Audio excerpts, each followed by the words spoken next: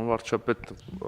չի պատկերացնում, որ ես կմիջամտեմ, բայց որ ասեցիք մի օրինակ էլի ես բերեմ, էլի նվազագույն գին կոչվածը իրականում շատ հարաբերական այդ առաջայացքից է թվում, սա արժի X դրամ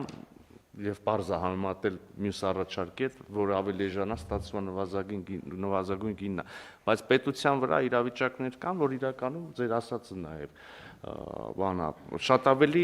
այդ թվում եւ ֆինանսական առումով ավելի թանկ է նստում, երբ որ առաջնորդվում ես ուղղակի նվազագույն գնով, ես մի բան ոլորտից օրինակ բերեմ, որը բոլորին է վերաբերում, բայց ես շատ եմ ամենօրյա գործունեության մեջ դրա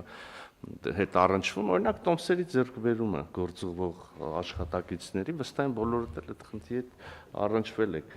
Եթե առաջնորդվում ես նվազագույն գնով, երբեմն աշխատակիցը ստիպված է լինում շատ ավելի շուտ դուրս գա աշխատանքից, գնա 3 կամ 2 բան փոխելով, ավելի երկար սպասի, եւ հետաբար մեծ հարց է պետության վրա ավելի էժանա նստում, մի քիչ ավելի հարմար եւ արագ բանով, բայց այդ բան ավելի թանկ գնով ձեռք բերել է ծառայությունը, տվյալ դեպքում ավիատոմսը, թե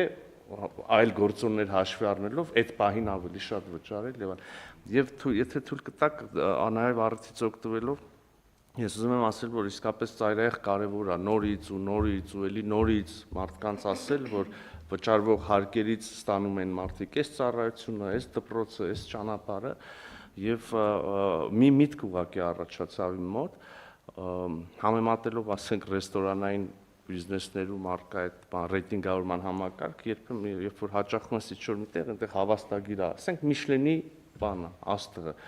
եւ կարծում եմ, որ եթե մեծ ձեռնարկությունների, մեծ տնտեսվարողների դեպքում գուցե այդքան իմաստ չունի, բայց օրինակ խանութների դեպքում, երբ որ քաղաքացին մտնում է խանութ եւ այնտեղ մի հատ ցուցանակ լինի, որ սա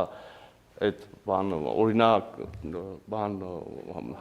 օրինապահ հարկ վճարողական լավագույն հարկ վճարող 2025 ասենք թե դա ավելի գրավչություն եւ քարոզչություն կարող է լինել